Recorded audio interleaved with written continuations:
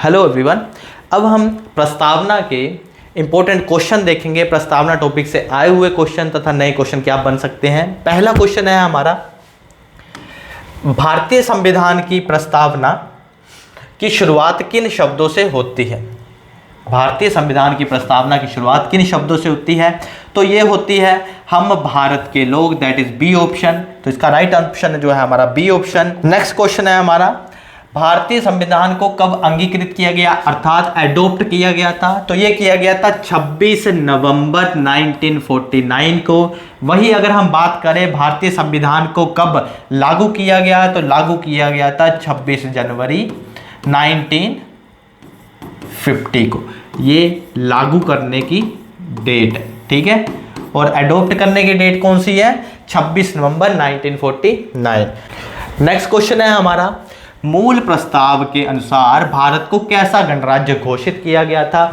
मूल प्रस्ताव अर्थात हमारी जो मूल प्रस्तावना थी, बेसिक जो हमारा प्रेम्बल था, जो शुरुआत का प्रेम्बल था, उसके हिसाब से भारत को कैसा गणराज्य बनाया गया था? तो उसके अनुसार जो है संप्रभु हमारा एक शब्द था, वो सभी में कॉमन है, और लोकतांत्रिक गणराज्य, यही हमारा बी ऑप्शन, यही हमारा राइट ऑप्शन है। जो हमारी प्रेम्बल 1950 में थी जब संविधान लागू हुआ, वैसे तो 26 नवंबर 1949 को अपनाई गई थी, तब संविधान में ना तो समाजवादी शब्द था और ना ही ये धर्मनिरपेक्ष शब्द था। ये दोनों बाद में जोड़े गए हैं। इसके अलावा ये तीन शब्द होते थे जो भारत की परिभाषा बताते थे कि भारत एक संप्रभु लोकतांत्रिक गणराज्य है। यही क्वेश्चन पूछा गया है कि भारत को कैसा गणराज्य माना गया था? तो माना गया था संप्रभु लोकतांत्रिक गणराज्य। नेक्स्ट क्वेश्चन है हमारा, 42वें संविधान संशोधन 1976 द्वारा प्रस्तावना में कौन से शब्द जोड़े गए? तो वे शब्द थे हमारे समाजवादी, धर्मनिरपेक्ष और अखंडता। तो हमारा राइट आंसर होगा बी ऑप्शन। नेक्स्ट क्वेश्चन है हमारा, भारतीय संविधान की प्रस्तावना में कितने प्रकार का न्याय उल्लेख है? तो भारतीय संविधान के प्रस्तावना में सामाजिक, आर्थिक और राजनीतिक तीन प्रकार का न्याय का उल्लेख है। तो बी ऑप्शन हमारा राइट आंसर हो जाएगा।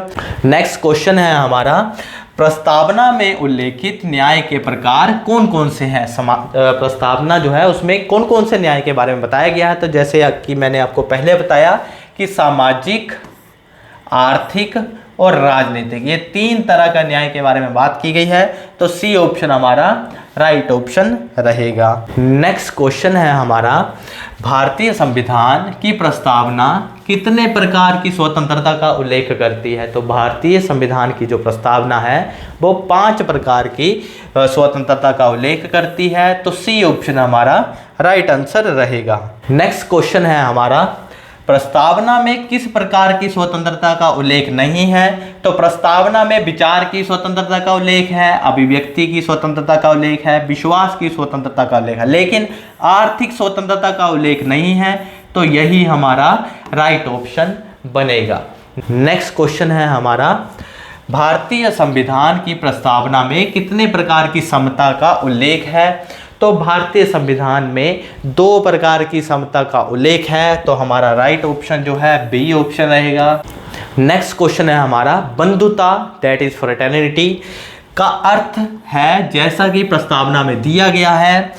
इसका अर्थ होता है व्यक्ति की गरिमा और राष्ट्र की एकता व अखंडता, ठीक है। तो हमारा राइट आंसर जो है बी ऑप्शन होगा। नेक्स्ट क्वेश्चन है हमारा, किस वाद में वाद होता है? केस में सर्वोच्च न्यायालय ने ये माना कि प्रस्तावना संविधान का अंग है। तो ये हमने केशवानंद भारती केस में माना था, जो कि 1973 में बेसिक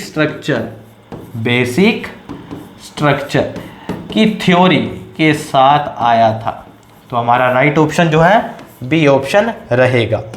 नेक्स्ट क्वेश्चन है हमारा, क्या भारतीय संविधान की प्रस्तावना में संशोधन किया जा सकता है? तो इसका आंसर है बिल्कुल हाँ। संविधान की प्रस्तावना में 42वें संविधान संशोधन 1976 द्वारा ऑलरेडी एक बार अमेंडमेंट किया जा चुका है और अमेंडमेंट किया भी जा सकता है, ठीक है। तो इसका राइट आंसर होगा हाँ, लेकिन मूल ढांचे को प्रभावित किए बिना। जब भी इसमें अमेंडमेंट होगी तो वह मूल ढांचे को प्रभावित किए बिना होगी। नेक्स्ट क्वेश्चन है हमारा, प्रस्तावना की प्रकृति कैसी है? अर्थात प्रस्तावना जो है क्या उसे सुप्रीम कोर्ट द्वारा लागू करवाया जा सकता है, उसको लेकर भारत के नागरिक सुप्रीम कोर्ट जा सकते हैं? तो इसका अर्थ है नहीं, प्रस्तावना जो है न्याय उचित नहीं है, उसको लेकर सुप्रीम कोर्ट में नहीं ले जाया जा सकता है। तो इसका राइट ऑप्शन जो है ये गैर न्यायोचित है, अर्थात न्यायालय में लागू नहीं किया जा सकता। नेक्स्ट क्वेश्चन है हमारा, पंथ निरपेक्ष शब्द का भारतीय संविधान की प्रस्तावना में क्या अर्थ है? इसका अर्थ है राज्य का कोई विशेष धर्म नहीं होगा। पहला ऑप्शन, राज्य सभी धर्मों को बढ़ावा देगा, राज्य कुछ धर्मों को प्राथमिकता देगा, धर्म की राजनीति से अलग रखना। राज्य का कोई विशेष धर्म नहीं होगा, ये इसका राइट ऑप्शन रहेगा। तो ऑप्शन ए हमारा राइट आंसर है। नेक्स्ट क्वेश्चन है हमारा, समाजवादी शब्द का भारतीय संविधान की प्रस्तावना में क्या अर्थ है? समाजवादी शब्द जो है पूंजीवाद का बिल्कुल अपोजिट है। अमेरिका एक पूंजीवादी देश है जबकि भारत समाजवादी देश है। तो उसका अर्थ है आय और जीवन स्तर की असमानताओं को कम करना। तो हमारा राइट ऑप्शन कौन सा बनेगा? B option. नेक्स्ट क्वेश्चन है हमारा, किसने कहा था कि प्रस्तावना संविधान की कुंजी है? तो ये कहा था आपके अर्नेस्ट बाकर ने, उन्होंने संविधान की कुंजी कहा था प्रस्तावना को। नेक्स्ट इंपॉर्टेंट क्वेश्चन है प्रस्तावना का, भारतीय गणराज्य के सही क्रम को चुने जैसा कि प्रस्तावना में 42वें संविधान संशोधन के बाद उल्लेखित है।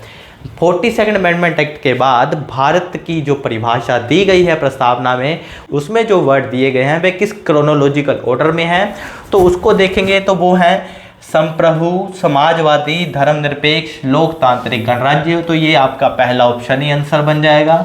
नेक्स्ट क्वेश्चन है आपका, प्रस्तावना किसका संशोधित रूप है? प्रस्तावना जैसा कि आपको मैंने पहले बताया, उद्देश्य प्रस्ताव JL नेहरू द्वारा पेश किया गया था, उसी का संशोधित रूप है।